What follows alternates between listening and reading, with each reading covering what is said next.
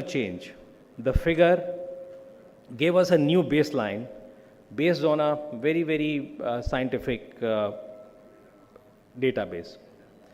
Secondly, we also did the DNA profiling of captive elephants, and we uploaded that information in the Gaj Suchana platform, which strengthened the identification, traceability, and welfare of captive elephants, and a lot of malpractices which were happening in that area were stopped. As Pandeyji mentioned, the regional action plans. We all know that elephants is an animal of landscape. It doesn't know the state boundaries. It has to move, it has to survive, and it has to migrate. So a new direction in the management of elephant population was given with preparation of regional action plans for elephant conservation. And it also involved a very critical thing, that was human-animal conflict, which was so prominent and which was something which was a challenge before all of us. So these regional approaches have already been introduced for two major landscapes. One is the southern India landscape and the other one is northeastern India landscape, and which recognizes that these regional approaches should ensure the habitat restoration and coordinated response to conflict. So you can say that next generation of elephant conservation, the efforts of ministry and all of you, they have moved from state-wise management to landscape and regional management. I would also like to mention the human-animal conflict here, because there are a lot of issues which have been a challenge before all of us, like the habitat fragmentation, the loss of connectivity, the expansion of agriculture and settlements, and most importantly, the availability of attractive crops for the elephants, which they prefer. And this changing land use pattern and the development of infrastructure, which is coming up at a very fast pace, has given us a more difficult task. The burden of conflict, we must appreciate here, is also not evenly distributed. There are certain landscapes which are having very disproportionate human casualties despite having relatively small elephant populations. I think you all know a lot of background about this, so I would not be going deeper into this. So now the objective is, it has shifted from driving away the elephant from villages to understand the underlying cause of conflict and create safer and predictable movement pathways. So these elephant corridors, we have a lot of elephant corridors, 150 elephant corridors, where there is a lot of demand that this should be legally recognized. But at least the corridors have been identified, and these corridors have given us a good ground to work on their protection and their management. Thirdly, I would like to mention that we have also gone ahead and done a very novel thing. Because we know that infrastructure is coming up at a very fast pace, we are a developing country and a lot of things we have to do under this thing. So the infrastructure related issues are to be handled in a very scientific manner. You would be happy to know that last year the ministry took a decision that whatever road alignments, whatever rail alignments are coming up in the country, there should be a technical team who should look into that alignment at the very beginning, at the project formulation stage. And the WI plays a very important role in that, because they have devoted some of the very competent faculty members, their scientists who basically get in touch with NHAI and railway people and all those people who are involved in development of linear projects, and they guide them that which could be the best kind of alignment which can be adopted so that it doesn't result into conflicts any further. So these 3-4 things have been done very recently. I would also like to mention here the critical railway stretches which have been identified in the country. There are probably 77 in number, and we have also recommended a lot of mitigation structures. 705 is the number. The most prominent one, probably you all have visited Dehradun in the very recent past. You might have seen the elevated highway which connects Dehradun and Mohan. In the end, I would also like to mention the communities. because Project Elephant puts a lot of emphasis on community involvement, and we always make it a point that the communities who are contributing towards elephant conservation should be recognized, and they should also be empowered. So these communities, the Gram Sabhas, the frontline staff, the traditional knowledge holders, they are recognized, and probably, not probably, I know that is happening after this. We also recognize the staff who have contributed to this. Not to forget the management of captive elephants, because elephant conservation also includes welfare of captive elephants. There are states who are with us today, like the state of Tamil Nadu, the state of Kerala, who have done wonderful work in DNA profiling and managing these populations. So we can say that the future of elephant conservation wouldn't depend on the sheer numbers. We won't be like patting on our back by the strength of numbers only. We should basically look at our performance, that how secure the landscapes are, how lesser the conflicts are. So that is the actual thing we should be looking at and we should be focusing at. And I'm sure all of you who have come from far corners of this country, they very well understand the significance of this particular thing. And you all are putting your sincere efforts in these directions. So I would compliment and congratulate all of you for the work which you have done, and I wish all the success in your endeavors. Thank you very much.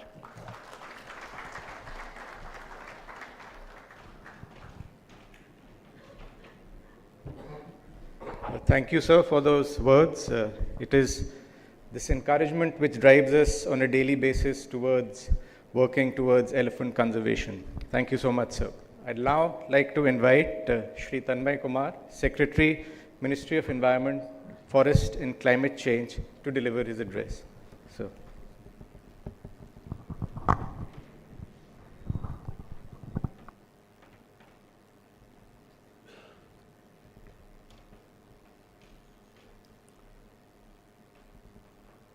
Honorable Minister of State for Environment, Forest and Climate Change, Shri Kirti Vardhan Singh Ji.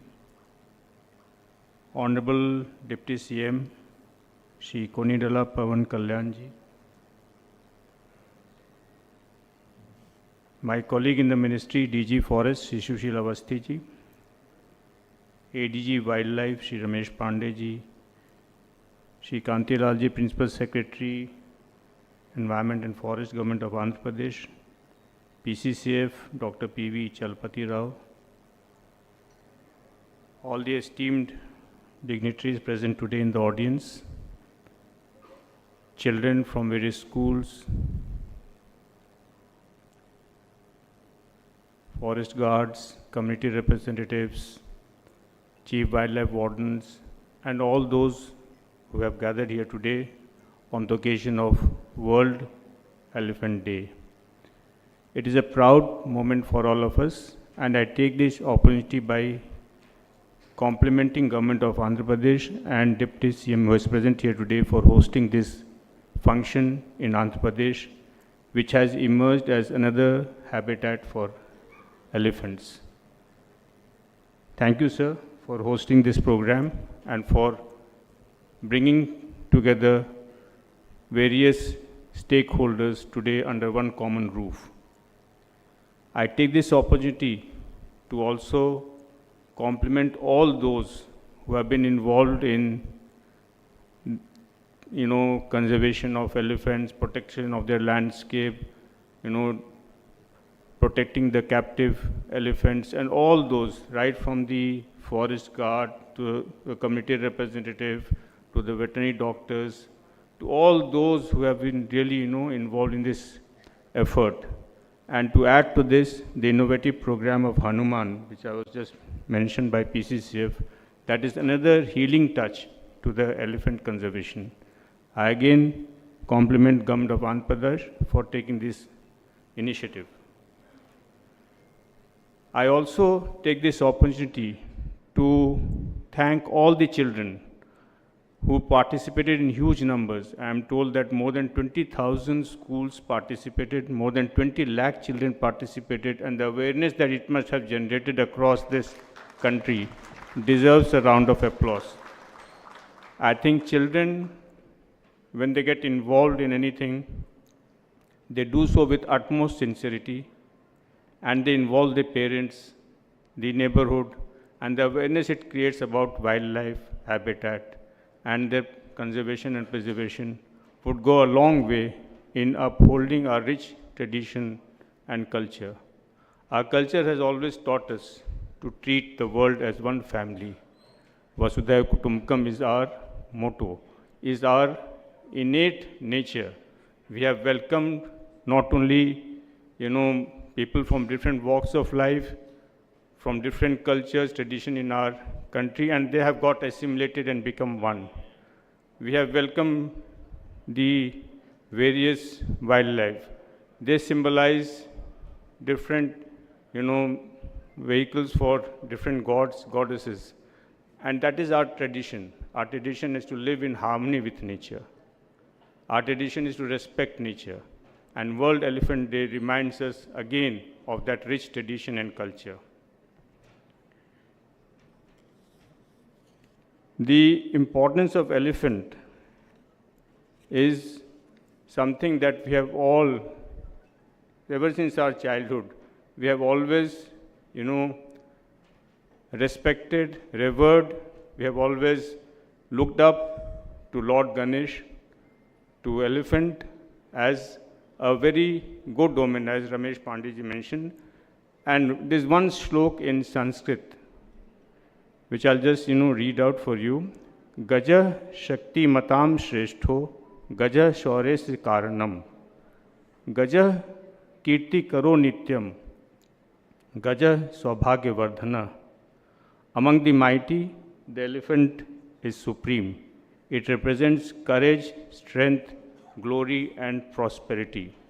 And that is one wildlife, one animal which we have always, always welcomed. And in our childhood days, from those who have not seen elephant in the wild, to see elephant walking down the street itself, evokes a lot of positive sentiments. So where are we in conservation of elephants? Where have we gone wrong? Have we gone wrong? Is it a time to introspect? Is this day reminding us of our duties towards this important species?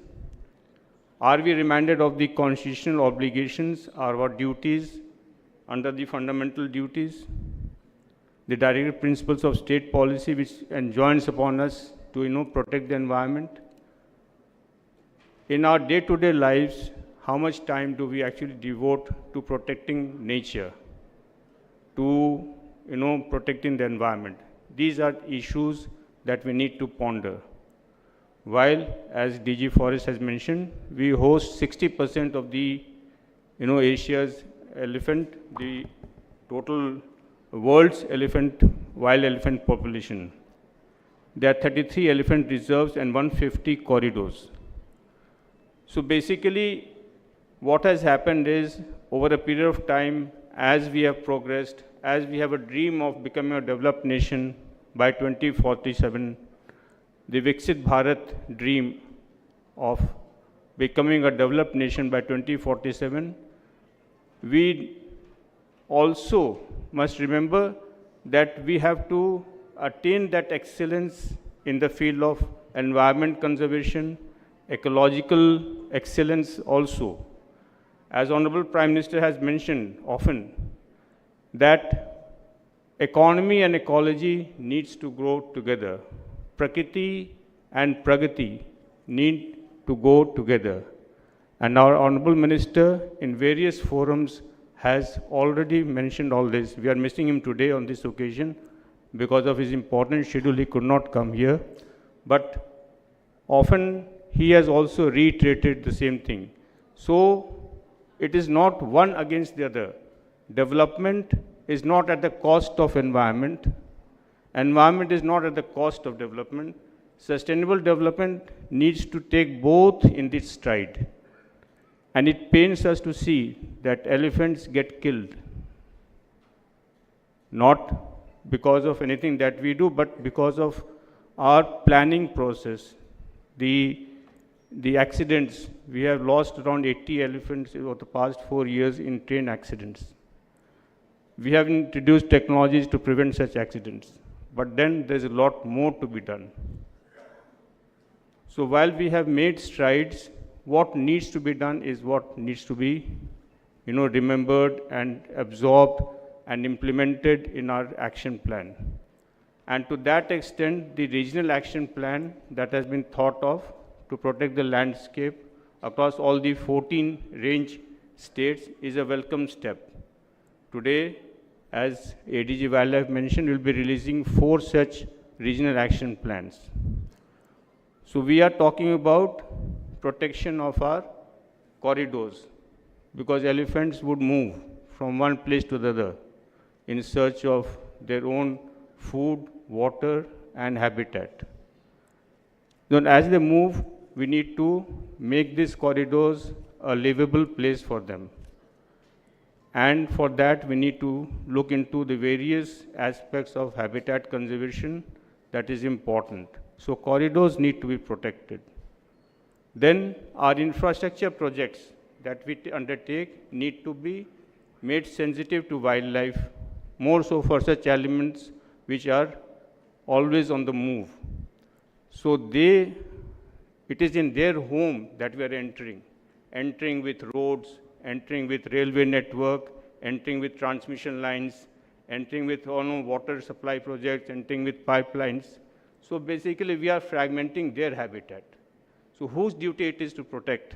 It is our duty to see that when the actual inhabitants of those places, they move, our infrastructure doesn't come in their way.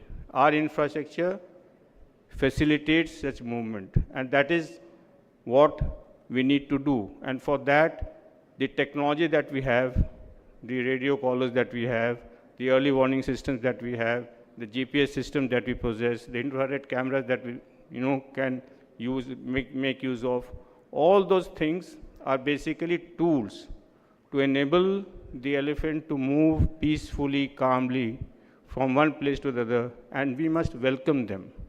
And for that, we need to move to the community. If the community is, welcoming in nature, if the community knows that the elephants will come, we need to take care of them through this method, just as we take care of our guests at home, then the world will be a much better place to live in. The community will enjoy the movement of elephants. The community would welcome them, and there will be peaceful coexistence. But for that, we need to also develop the landscape. So landscape-based approach is what has been emphasized. Since 1992, we have been implementing Project Elephant, and for that, we have come to a stage when we now have a holistic vision, the range states. Then they need to develop the landscape for elephant movement. And for that, one step further would be to actually build the capacity of a frontline conservation workforce, the forest guards, the veterinary doctors, the Mahavats who take care of the captive elephant, to provide them timely relief. So the approach today, and which is timely, is to move from only species conservation to the actual landscape-based conservation efforts. From stopping calling it at man-animal conflict, because animal is not in conflict. Animal is where it was. We have come in conflict. So we need to move from this approach towards a paradigm shift and call it a peaceful coexistence of man and animal. So we need to live peacefully and coexist together with elephants and with other wildlife. So this is the theme with which we should go back and work on our approach and see that we need not get afraid, we need not get panic by the presence of wild animals, but we need to see how best we can develop their habitat so that they can live peacefully and we can also live peacefully. The country can progress and the world can see a model of development which is not one against the other, but which is one with another. With these words, I thank the organizers of today's function and the government of Andhra Pradesh for organizing this function. Thank you very much.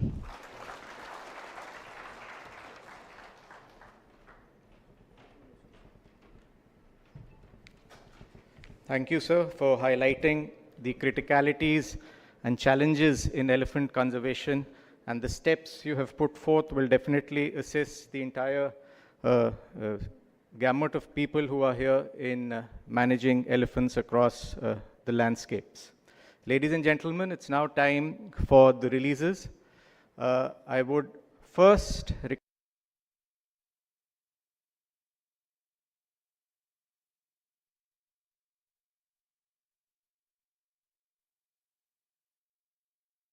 request the Honorable Minister of State and Honorable Deputy CM Andhra Pradesh to release the document titled 30 Giant Steps.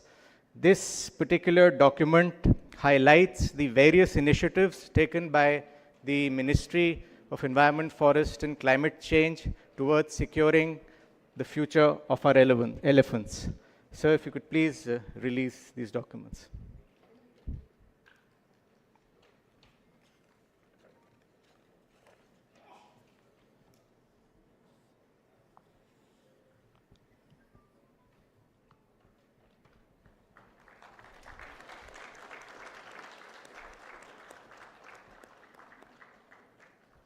Thank you, sir. Our next document for release is the Regional Action Plan for the Southern Indian states, as has been highlighted by all the previous speakers. This is an important document which will help in securing our elephant populations in the Southern Indian landscape. Sir.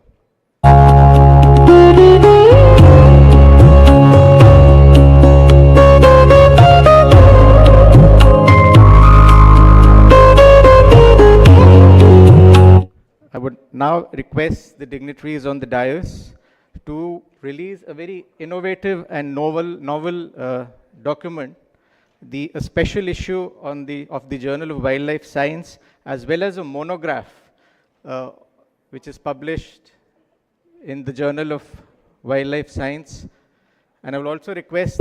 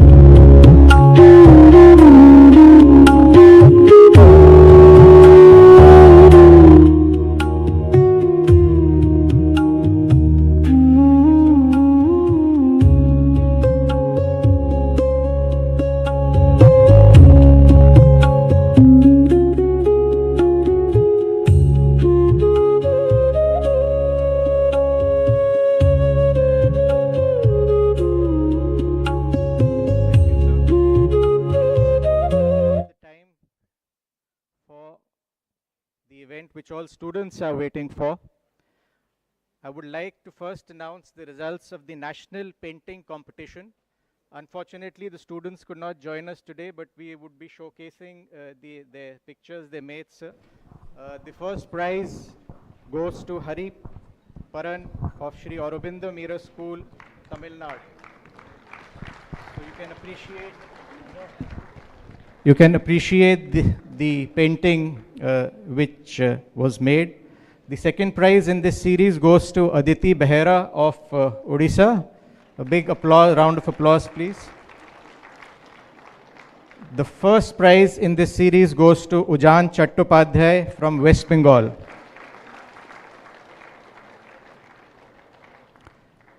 Thank you.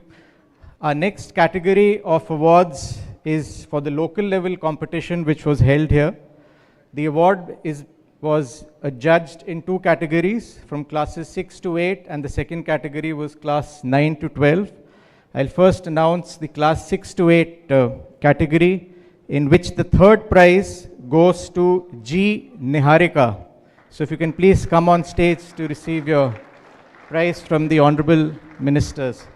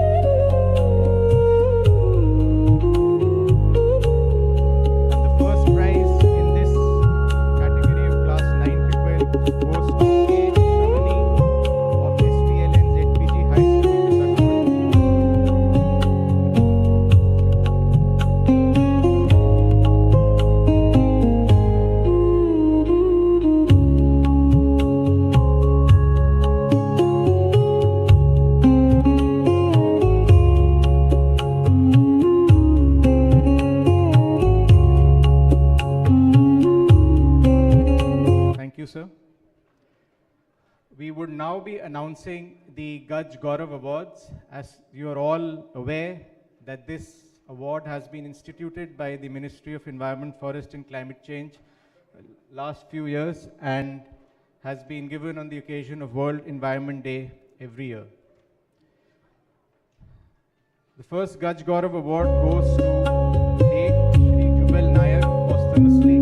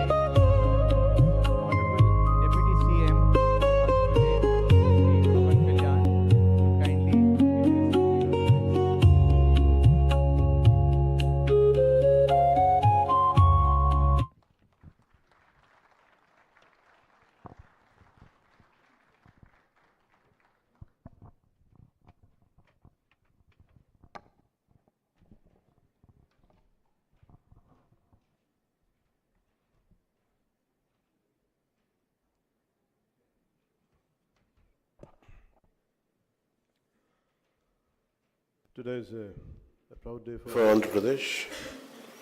For the first time, our state is hosting the national level World Elephant Day celebrations in coordination with the Project Elephant Division of the Government of India. I sincerely thank Honorable Union Minister for Environment, Forest and Climate Change, Shri Bhupendra Yadavji, for giving Andhra Pradesh this opportunity and for his continued support all the time. My heartfelt gratitude to Honorable Chief Minister Sri Chandrababu Naidu Garu for making this happen. And I also welcome Honorable Minister of State for Environment, Forest and Climate Change, Government of India, Sri Kirtivardhan Singh Ji. And also in chat, I realized he's also handling another portfolio for external affairs. And handling two ministries is quite a tough job, I could see that. And I would like to thank you, sir, for giving your time in such a short notice amidst your hectic schedule. And I would like to welcome Secretary Ministry of Environment, Forest and Climate Change, Government of India, Sri Tanmay Kumarji.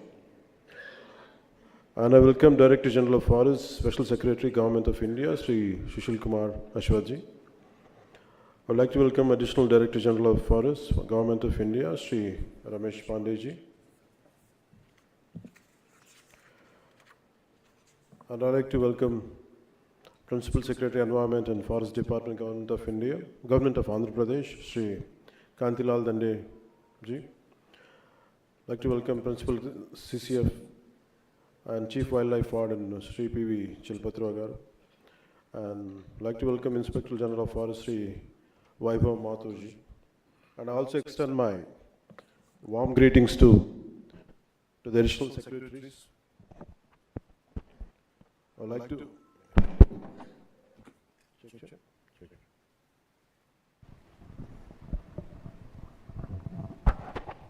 also like to extend my warm greetings to the additional secretaries, joint secretaries, senior representatives and authorities of the Government of India, PCCOs and chief wildlife wardens from various states, senior forest and wildlife officers, wildlife experts, scientists and researchers from the Wildlife Institute of India and other institutions, representatives of NGOs, conservation organizations and all other distinguished guests present here today for the national level World Elephant Day celebrations 2026.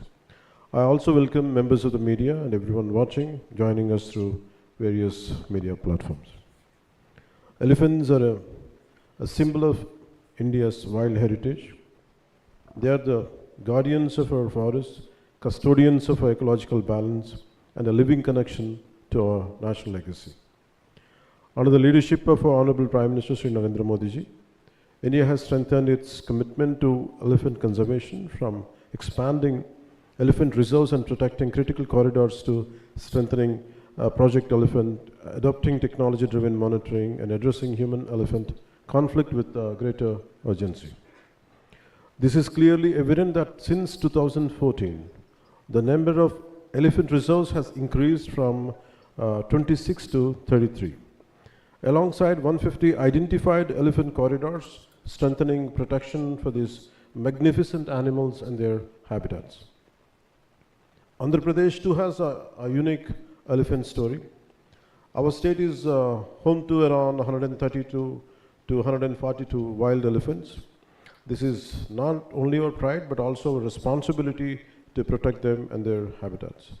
After I took charge as a Minister for Environment and Forest, several instances of human-elephant conflict in areas such as Palamaneru and the Parvatipuram Manyam region came to my notice. I visited Karnataka and discussed the issue with the government of Karnataka.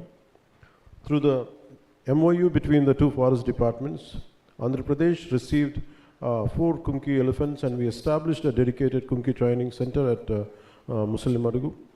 I sincerely thank the government of Karnataka, especially former Chief Minister Sri Siddaramaiah ji, former Forest Minister Sri Ishwar Khandre ji, and Honorable Chief Minister Sri D.K. Shivkumar ji, along with the Karnataka Forest Department for their continued support. This is not simply cooperation between two states, it's a cooperation for people, for nature and for wildlife.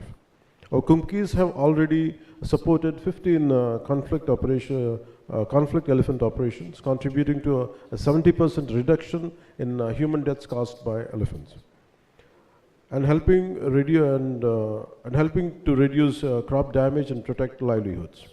We have also started training in our own Kumkis. One of them has already been deployed in nearby a place called Parvatipuram to strengthen our human-elephant conflict response. It is our privilege to transform human-elephant conflict into human-elephant coexistence. From a conflict to coexistence is the motto, and that's what we've been going towards to fulfill it.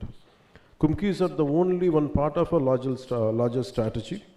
We have initiated a program from the state government. It's called Hanuman, which the acronym stands for Healing and Nurturing Units for Monitoring, Aid and Nursing of Wildlife. Hanuman, a novel and comprehensive human-wildlife conflict management system with a dedicated institutional mechanism to enhance rapid response capacity, mainstream technology, streamline compensation, empower communities, was launched in March 2026. We have deployed 100 dedicated vehicles, including 93 rapid response vehicles and 7 wildlife ambulances. This initiative has already started showing quite encouraging results, with more than 200 wild animals rescued and 30 plus wild animals driving operation carried out. Conservation is not the government's responsibility alone. It must become a people's movement by engaging communities. We are implementing same through Hanuman. We should reach a situation where a farmer should be able to cultivate without fear.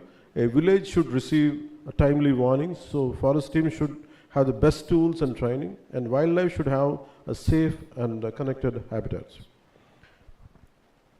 And I would like to let us remember the success of conservation is not keeping a wildlife away from people. It is creating a future where people and wildlife can safely share the same landscape.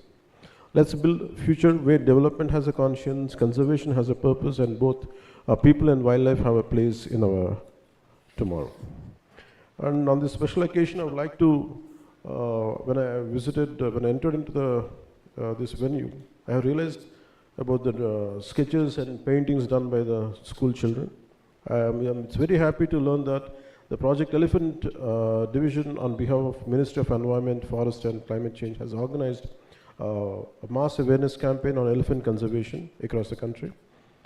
The campaign witnessed participation from more than 20 lakh students from 21,450 schools across India in painting competitions, awareness programs, and plantation drives. I deeply appreciate the enthusiasm, wholehearted participation of young students and young minds. Their energy and commitment made this campaign a very meaningful movement for conservation. And I thank you, all the children, all the school authorities, for this. And I'd like to say, let's build a future where development has a conscience, conservation has a purpose, and both people and wildlife have a place in our tomorrow. Thank you, and Jai Hind.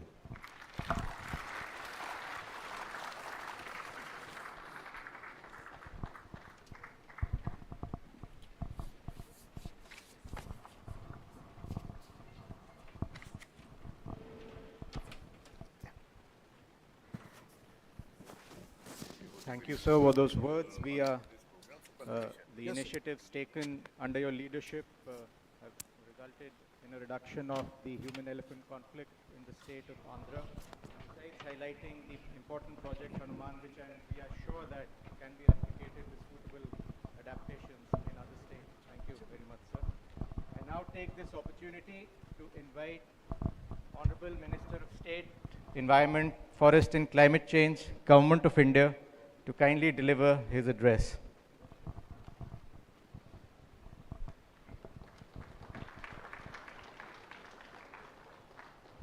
Thank you. Namaskar. Good morning, everybody. Present here is the Honorable Deputy Chief Minister of Government of Andhra Pradesh, Shri Pawan Kalyanji. Thank you, sir, for your time. Secretary MOEF CC Shri Tanmay Kumarji, Director General of Forests and Special Secretary Shri Sushil Kumar Awasthi ji, Shri Kantilal Danda ji, who is the Principal Secretary Government of Andhra Pradesh, Shri P.V. Chalpati Rao ji, PCCF, HOF and CWLW, Government of Andhra Pradesh, ADGF Wildlife and the head of the steering committee for elephants, Shri Ramesh Kumar Pandey ji. There are many senior officers from the ministry present here, senior officers of the government of Andhra Pradesh, PCCFs, foresters, experts, media friends, and of course, our students. It's an honor and a pleasure to be with you here today, and a special honor to give away the prizes to our frontline staff. It is they who face the ire and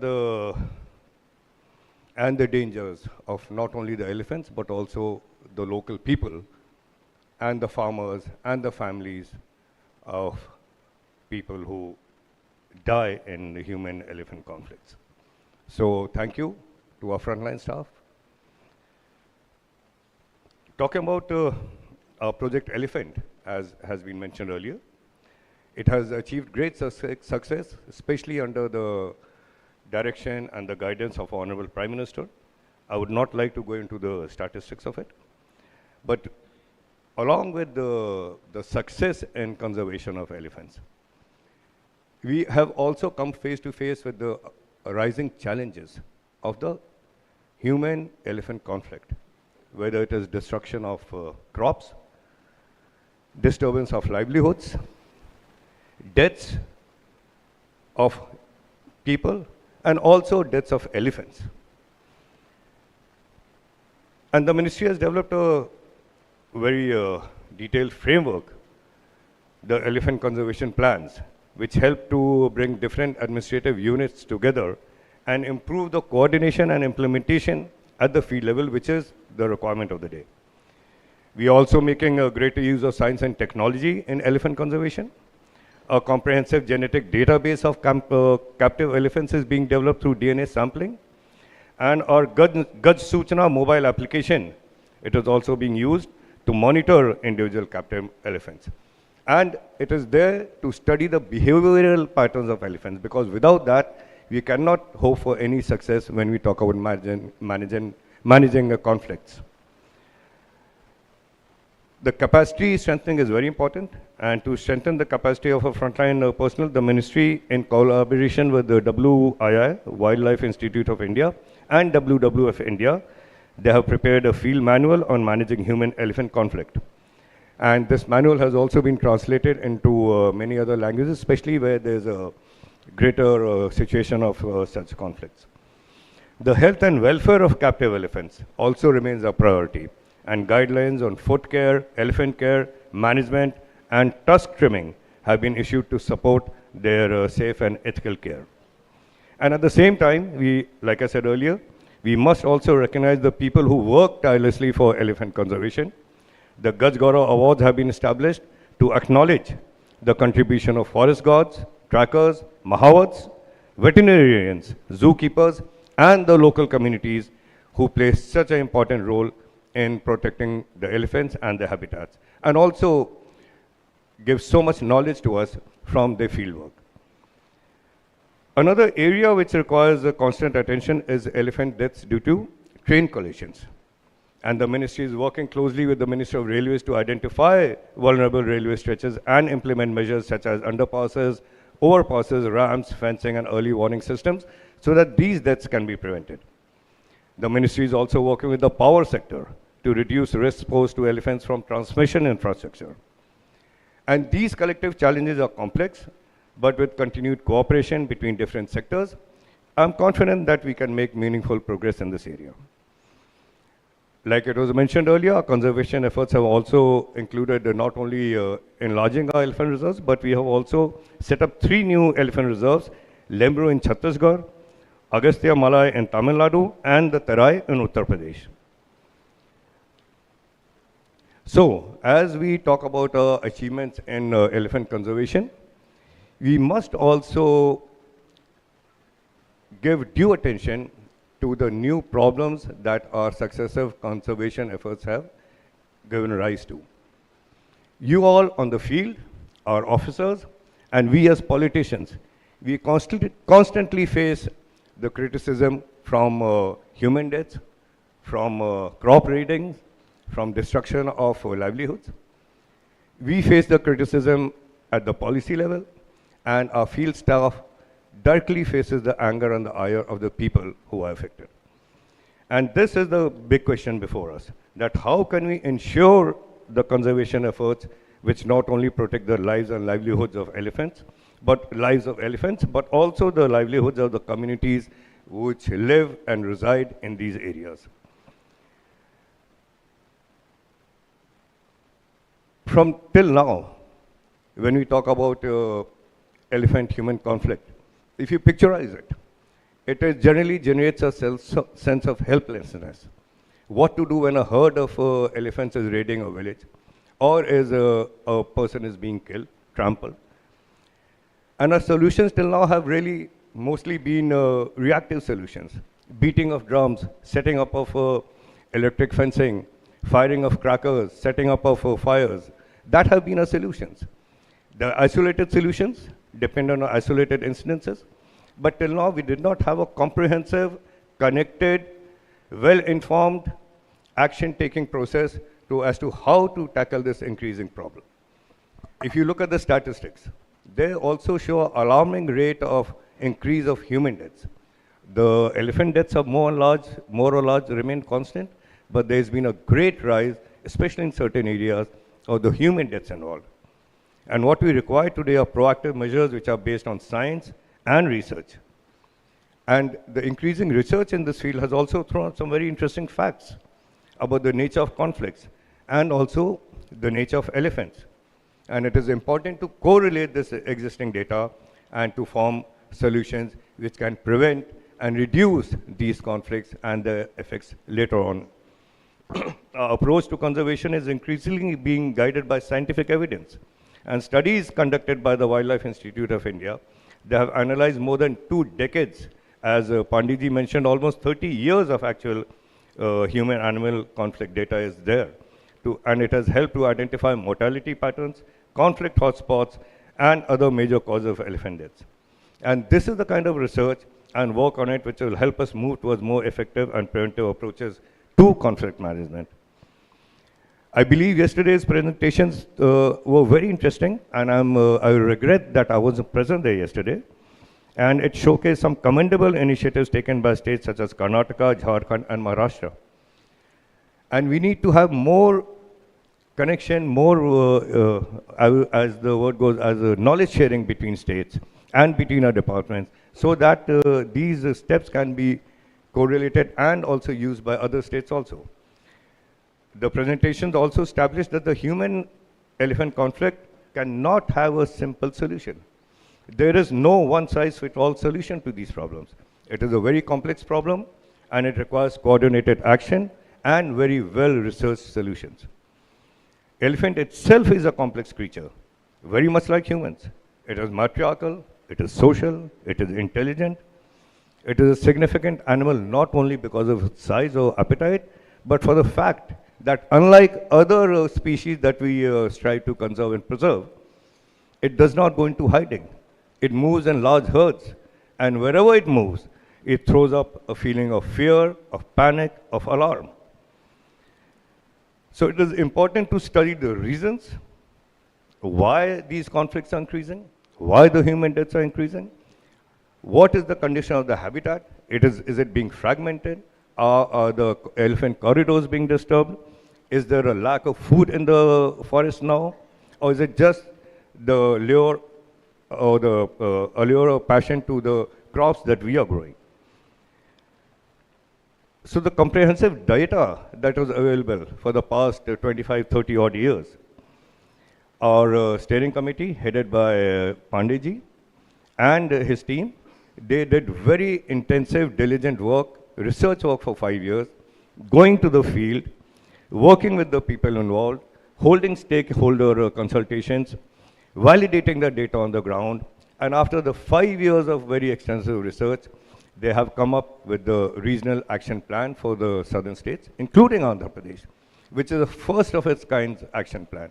And I'm sure it'll help to mitigate and reduce the human-animal conflict, human-elephant conflict that we are talking about today. But along with the plan, finance is also very important. And it is surprising that a project this size, conservation of elephants throughout the entire country, till now was only supplemented with